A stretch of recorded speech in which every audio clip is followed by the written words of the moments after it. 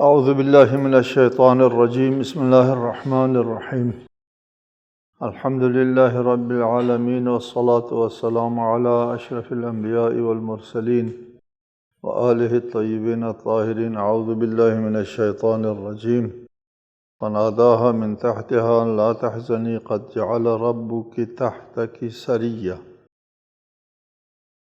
وَهُزِّي إِلَيْكِ بِجِذْعِ النَّخْلَةِ تُسَاقِطْ عَلَيْكِ رُطَبًا جَنِيًّا۔ مریم کے پائینے پا سے آواز آئی یا آواز دی، غم نہ کیجیے، آپ کے پروردگار نے آپ کے قدموں میں ایک نہر جاری کی ہے، اور کھجور کے تنے کو ہلائیں کہ آپ پر تازہ کھجوریں گریں گی۔ پچھلی آیت میں ارشاد فرمایا فَأَجَاءَهَا الْمَخَاضُ إِلَىٰ جِذْعِ النَّخْلَةِ، درد ذہن نے ایک کھجور کے تنے کے پاس جانے پر مجبور کیا حضرت مریم کو۔ تو حضرت مریم پریشانی کے عالم میں یہ فرما رہی تھی یا لیتنی مت قبل هذا وکنت نسیا منسیا، کاش کہ میں اس سے پہلے مر چکی ہوتی اور صفحۂ فراموشی میں کھو چکی ہوتی۔ اس وقت میں یہ سوال پیدا ہوتا ہے کہ حضرت مریم کو علم نہیں تھا کہ یہ اللہ تعالیٰ کی طرف سے ہے؟ حضرت مریم کو ذاتی طور پر علم تھا کہ کسی بشر نے چھوا نہیں ہے، پھر بھی پیٹ میں بچہ ہے، اور دیگر علامات ہے۔ جبرائیل نے بھی کہا کہ میں اللہ کی طرف سے بچہ دینے آیا ہوں۔ یہ ساری باتیں سامنے آنے کے باوجود پریشان کیوں ہیں؟ جس خدا نے اسے معجزانہ طریقے سے حضرت مریم کو بچہ عنایت فرمائے، وہی مریم کو بدنامی سے بھی بچائے گا۔ پریشان ہونے کی کوئی وجہ نہیں بنتی۔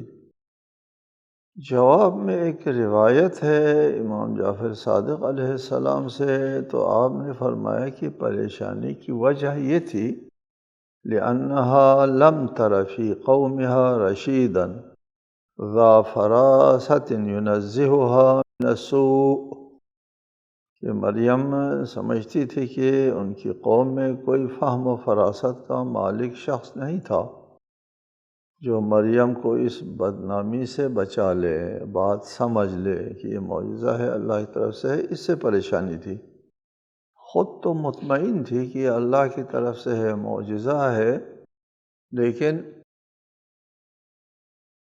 اللہ کی طرف سے ہونے کا مطلب یہ نہیں کہ ہر کوئی اس کو سمجھے گا، باور آئے گا، لوگوں کو باور نہیں آئے گا، یا جان بوجھ کر چاہے وہ بدنام کرنے کی کوشش کریں گے لوگ۔ اس سے پریشانی لاحق ہوئی۔ فَنَادَاهَا مِن تَحْتِهَا أَلَّا تَحْزَنِي قَدْ جَعَلَ رَبُّكِ تَحْتَكِ سَرِيًّا، جب بہت زیادہ پریشانی ہوئی تو ندا دی اپنے پائینے پا سے، من تحتہا، اللہ تحزنی، غم نہ کیجیے، قد جعل ربک تحتک سریا، آپ کے پروردگار نے آپ کے قدموں میں ایک نہر جاری کی ہے۔ سری نہر کو کہتے ہیں۔ حدیث میں ہے مثل الصلاۃ کمثل السری علی باب احدکم، نماز کی مثال اس چشمے کی سی ہے جو تمہارے گھر کے دروازے پر ہو، اور اس میں 5 مرتبہ نہائیں، کوئی جسم پہ کوئی میل کچل رہے نہیں، بس نماز 5 مرتبہ انسان پڑھتا ہے تو گناہ جو ہے وہ دھل جاتے ہیں۔ وہاں بھی یہ لفظ سری آیا ہے، چشمہ۔ سوال یہاں یہ پیدا ہوتا ہے کہ مریم کو فکر تھی بدنامی کی، یہ فکر نہیں تھی کہ میں کہاں پانی مجھے کہاں سے ملے گا۔ دوسری آیت میں ارشاد ہے وَهُزِّي إِلَيْكِ بِجِذْعِ النَّخْلَةِ، کھجور کے تنے کو ہلائیں، آپ پر تازہ کھجوریں گریں گی۔ یہ کھانے پینے کا مسئلہ حل کر دیا، جس بات کی پریشانی تھی اس کا کوئی ذکر نہیں ہے۔ پریشانی یہ تھی یا لیتنی مت قبل ھذا وکنت نسیا منسیا، نہ پیاس کی شکایت کی تھی نہ بھوک کی شکایت تھی، اور اس کے جواب میں پیاس اور بھوک کا مسئلہ حل کر دیا جاتا ہے۔ کیا بات ہے! سب سے پہلے تو ہم آتے ہیں فناداہا من تحتہا، پائینے پا سے آواز آ گئی، آواز دی۔ کس نے دی؟ آواز دینے والا کون ہے؟ یہاں دو موقف ہے۔ ایک موقف یہ ہے کہ آواز دینے والا فرشتہ ہے، دوسرا موقف یہ ہے کہ آواز دینے والا خود حضرت عیسیٰ ہے۔ عیسیٰ جب ماں کے شکم سے بیرون دنیا میں آ گیا اور اسی وقت فوراً بات کرنا شروع کر دیا، اور اس پر قرینہ یہ کہتے ہیں کہ من تحتہا پائین پا سے، چونکہ ولادت کے وقت جو ہے وہ پائین پا میں ہوتا ہے بچہ، تو پائین پا سے آواز آئی کا مطلب یہ ہے کہ عیسیٰ کی آواز تھی یہ۔ فرشتے کے لیے پائین پا کہنا کہ مناسب نہیں ہے، فرشتہ جو ہے وہ فرشتے کی آواز آ گئی، وہ پائین پا سے آواز نہیں دیتا۔ یہ قرینہ قرار دیتے ہیں بعض لوگ کہ یہ بات کرنے والا حضرت عیسیٰ تھا۔ اس پر یہ اشکال وارد کرتے ہیں کہ اگر حضرت عیسیٰ نے حین ولادت پیدائش کے فوراً کوئی بات کی ہوتی تو اس کا ذکر کہیں اور بھی آ جاتا اور کہہ دیا جاتا، یہ نہ کہتا فی المہد و کہلا، گہوارے میں بات کی ہے لیکن پائین پا بات کی ہے، اس کا ذکر کہیں نہیں آتا۔ لہٰذا فرشتہ ہے، کہیں اور ذکر نہ ہونا کو دلیل قرار دیتے ہیں کہ فرشتہ ہے، پائین پا کو دلیل قرار دیتے ہیں خود عیسیٰ ہے۔ ہم ان دو قولوں میں سے کسی ایک قول کو ترجیح نہیں دے سکتے۔ البتہ کہا جا سکتا ہے پائین پا کا ہونا دلیل بنتا ہے کہ بات کرنے والا ایسا ہے، فرشتے کے لیے پائین پا کی تعبیر جو ہے وہ قابل ہضم نہیں ہے کہ فرشتے نے پائین پا سے آواز دے دی۔ اور قد جعل ربک تحتک سریہ، آپ کو وہ آپ کے لیے ایک نہر جاری کیا ہے۔ اس پر یہی جواب سوال آتا ہے کہ بات تھی پریشانی کی، بات تھی بدنامی کی، اور جواب میں ملتا ہے پانی۔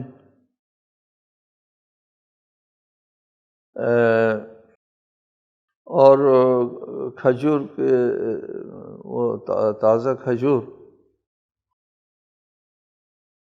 تو اس کا کیا مطلب ہوا؟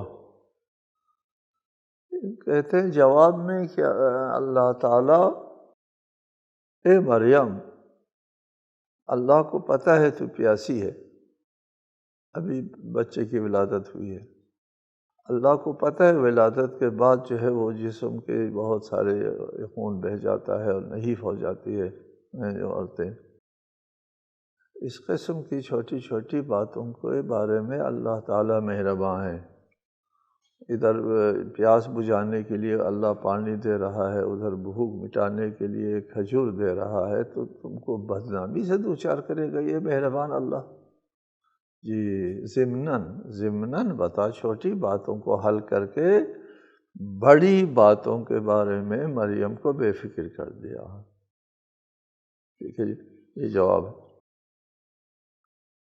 ایک قابل توجہ مسئلہ ہے وَهُزِّي إِلَيْكِ بِجِذْعِ النَّخْلَةِ، کھجور کے تنے کو ہلاؤ۔ کھجور درخت جو ہے خشک تھا، حضرت مریم کے اس درخت کے پاس جانے کی وجہ سے معجزانہ طور پر وہ درخت جو ہے اسی وقت پھل دیتا ہے، معجزانہ طور پر پھل دے دیا، خشک درخت۔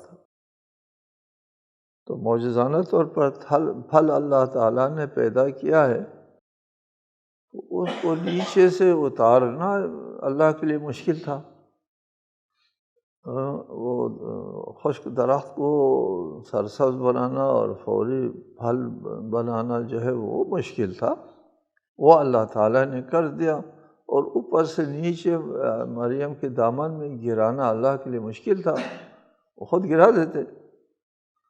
سوال ہے حزی الیک بجذع النخلۃ، اس کو ہلاؤ، ہلانے کا کیوں حکم ہے؟ یہ قابل توجہ بات یہاں پر یہ ہے کہ حضرت مریم کے بس میں نہیں تھا کہ خشک درخت کو سرسبز بنانا، حضرت مریم کے بس میں نہیں تھا کہ اس درخت کے فوراً جو ہے وہ کھجور نکالنا، ٹھیک ہے؟ جو حضرت مریم کے بس میں نہیں تھا اس کو تو اللہ نے کر دیا، اور جو کام مریم کے بس میں ہے وہ اللہ نہیں کرتا۔ یہ درس ہے اس میں، وہ اللہ نہیں کرتا۔ کیا ہے بس میں؟ ہلا سکتی ہے، خود ہلاؤ، یہ اللہ ہلا کے بھی دے گا، اور کھجور دامن میں ڈال دے گا، نہیں ہلائے گا اللہ۔ یہ کھجور جو ہے وہ اتار کے دامن میں نہیں گرائے گا اللہ تعالیٰ۔ کیوں نہیں گرائے گا؟ اس لیے کہ جو کام خود کر سکتا ہے انسان وہ اللہ نہیں کرتا، ٹھیک ہے؟ اس کے انسان خود ذمہ دار ہوتا ہے۔ یہ بات آپ سے ہم ہمیشہ کہا کرتے ہیں کہ اللہ پہل نہیں کرتا، کہ عنوان سے ہم بات کرتے ہیں، اللہ پہل وہ کام جو ہم کر سکتے ہیں ہم کو کرنا ہوتا ہے، ٹھیک ہے؟ ابھی اس وقت مسلمانوں کے پاس ساری دنیا کی طاقت جو ہے مسلمانوں کے ہاتھ میں ہے، اقتصادی طاقت، ساری طاقت جو ہے وہ مسلمانوں کے ہاتھ میں ہے، ٹھیک ہے؟ مسلمان اپنی عزت اور شرافت اور اپنے آبرو بچانے کے لیے بہت کچھ کر سکتے ہیں، اسلامی ممالک نہیں کرتے ہیں، کر سکتے ہیں اور پھر نہیں کرتے، خوار و ذلت اٹھانا ہوتا ہے، اور اگر ممکن نہ ہوتا تو پھر اللہ تعالیٰ کر دیتا۔ ابرہہ آتا ہے مکے کو گرانے کے لیے، مکے کے لوگوں کے بس میں نہیں تھا ابرہہ کا مقابلہ کرنا، اولا و لشکر جو اس کے پاس تھا وہ بیچارے مکے کے چند قریش کے لوگوں کے پاس نہیں تھا، اس لیے اللہ تعالیٰ نے آ کر کے ابرہہ کا مقابلہ کیا۔ اگر قریش والے اس پوزیشن میں ہوتے ابرہہ کا مقابلہ کرے تو اللہ تعالیٰ کو سمجھ نہیں آنا، ٹھیک ہے؟ یہ درس یاد رکھیں، جو کام ہم کر سکتے ہیں اور پھر نہیں کرتے، ذلیل ہوتے، خوار ہوتے ہیں، ہم ذمہ دار۔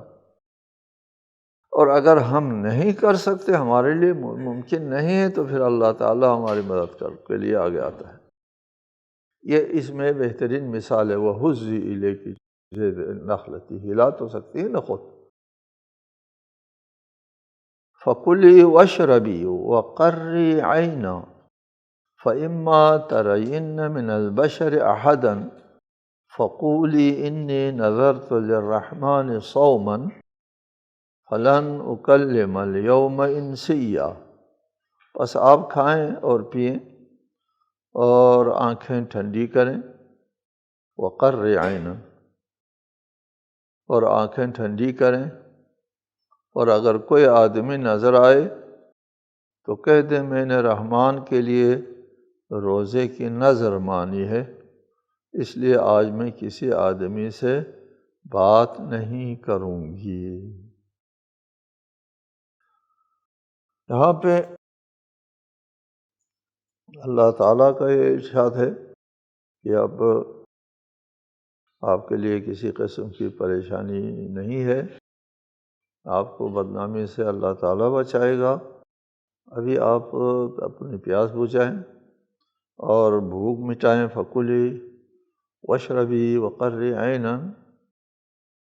البتہ اگر کوئی بندہ نظر آیا تو ان سے کہیں کہ میں روزے سے ہوں، نذرت للرحمن، میں نے رحمان کے لیے نظر مانی ہے، صوماً، روزے کی نظر مانی ہے، اور یعنی چپ کا روزہ، فلن اکلم اليوم انسیہ، کسی انسان سے میں بات نہیں کروں گی۔ یہ اشارے میں جواب دے دو اور تسلی سے رہو۔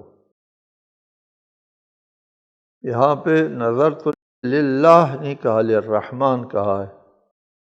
پہلے بھی آپ کو بتایا ہے کہ ہمارے معاشرے میں یہ بات جو ہے وہ بہت ہی وہ ہے قابل توجہ ہے کہ لوگ رحمان رحمان کر کے لوگوں کو پکارتے ہیں، جو جائز نہیں ہے۔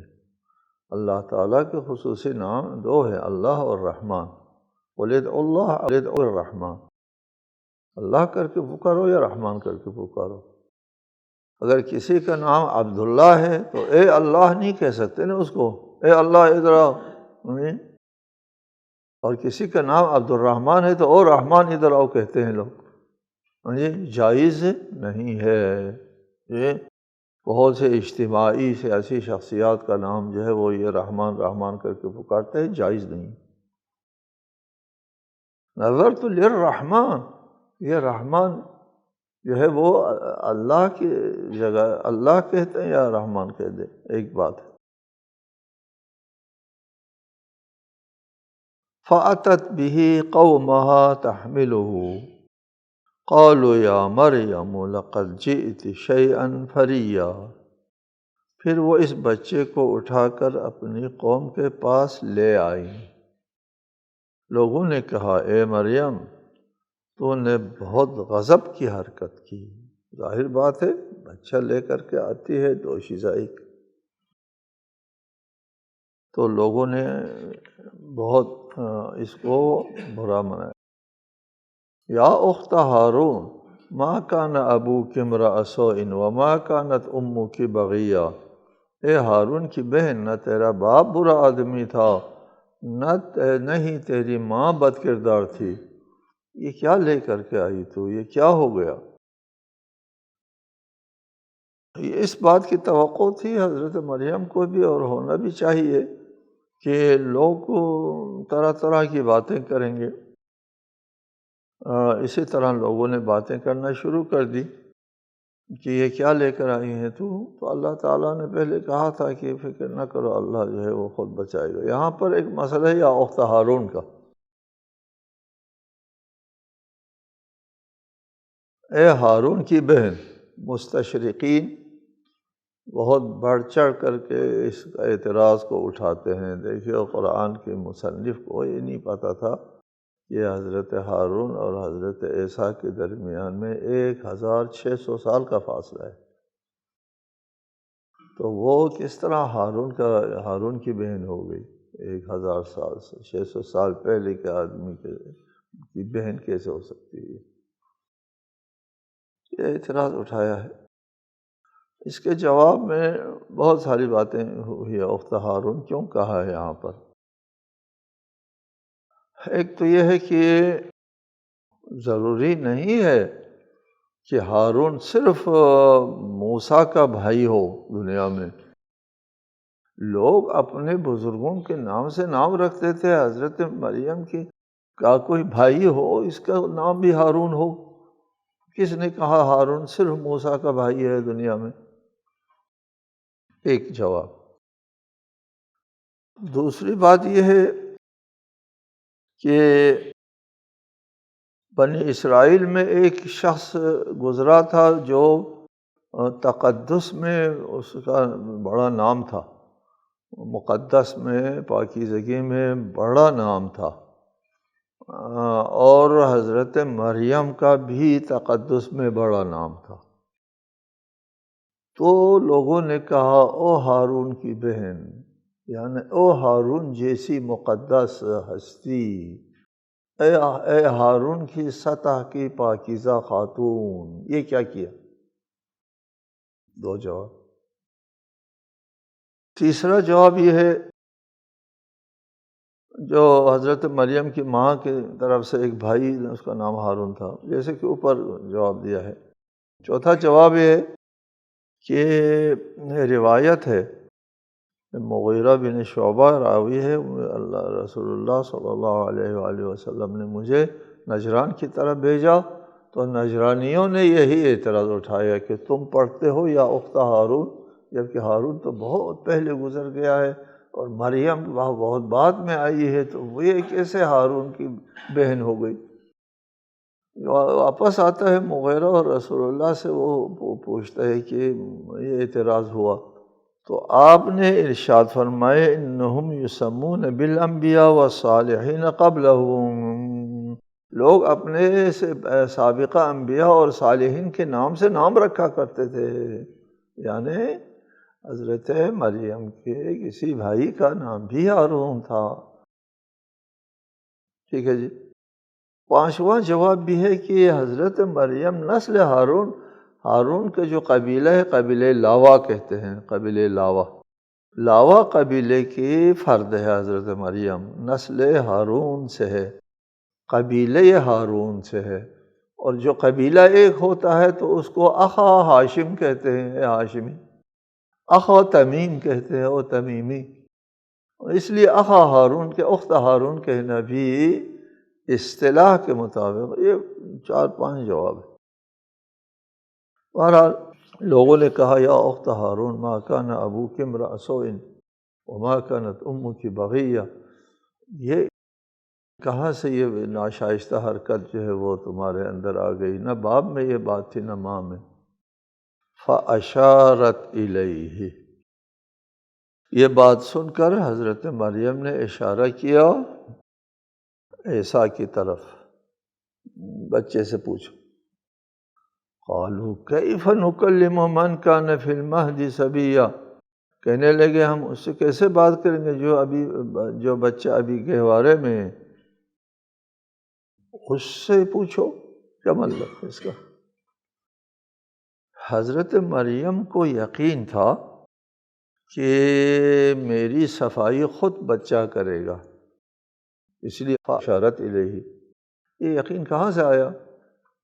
یہ یقین تو یا فرشتے نے بتایا ہوگا، یا پہلے تجربہ ہے، پائی نے پاس ہے، آواز عیسیٰ کی ہوگی، خود عیسیٰ نے بات کی ہوگی ہنگام ولادت،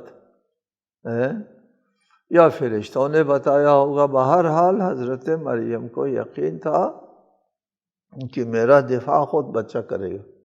کچھ لوگ ہوتے ہیں معجزے کے منکر، یہاں قرآن مجید میں جو معجزات ہیں ان تمام معجزات کے وہ لوگ توجیہات کرتے ہیں، طبیعاتی قوانین کے مطابق کر دیتے ہیں اس کو، اور ان کا یہ موقف ہوتا ہے، یہ متاثر ہوئے ہیں سائنسی ابتدائی دنوں میں عالم اسلام کے لوگ بھی بہت متاثر ہوئے تھے، اور پھر غرب زدہ ہو کر کے پھر توجیہات شروع کر دی معجزات کی، کہ یہ معجزات بھی طبیعاتی قوانین کے تحت رونما ہوتے ہیں۔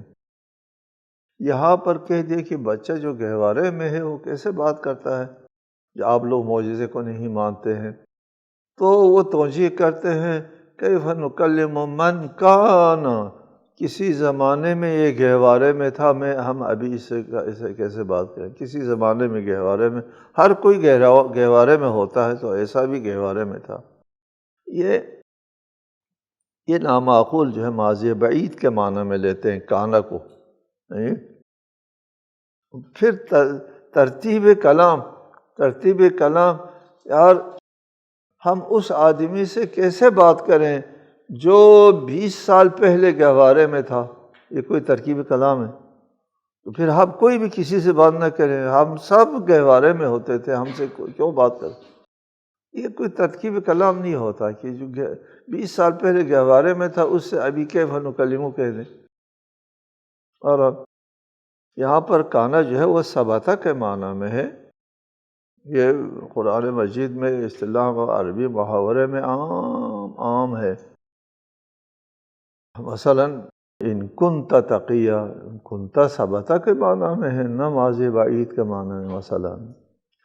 اور اس قسم کے بہت، ومن قتل مظلوما فقد جعلنا لولیہ سلطانا فلا یسرف فی القتل انہ کان منصورا، یہ منصور ہے نہیں کہ تھا، انہ کان منصورا، یہ بالادست ہے، یہ اپنی قصاص لے سکتا ہے۔ بہت سی اور بھی مثالیں ہیں کہ لفظ کانا ثبتا کے معنی میں آتا ہے، کانا بعیدہ کے معنی میں نہیں آتا۔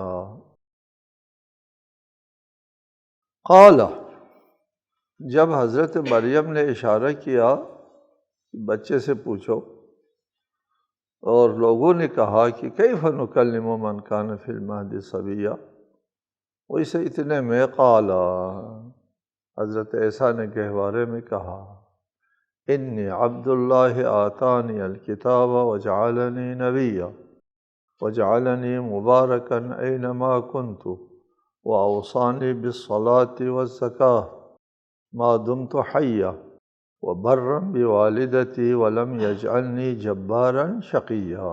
یہ پورے جملے حضرت عیسیٰ نے گہوارے میں کہہ دیے۔ کہا، بچے نے کہا میں اللہ کا بندہ ہوں، سب سے پہلے اپنی بندگی کا اقرار فرماتے ہیں، انی عبد اللہ، میں اللہ کا بندہ ہوں۔ اس لیے سب سے پہلا درجہ، سب سے پہلی بنیاد، سب سے پہلے اساس بندگی ہے اللہ تعالیٰ کی، پھر بندگی سے عروج کر کے باقی مناصب جو ہے وہ حاصل کر سکتے ہیں۔ ہم بھی اپنے کلمہ توحید میں یہی کہتے ہیں، اشہد ان محمدً عبدہ ورسولہ، پہلے عبودیت کی گواہی دیتے ہیں، پھر رسالت کی گواہی دیتے ہیں۔ حضرت عیسیٰ نے بھی پہلے اپنی عبودیت کے اقرار کیا، بعد میں آتانی الکتاب کہہ دیا۔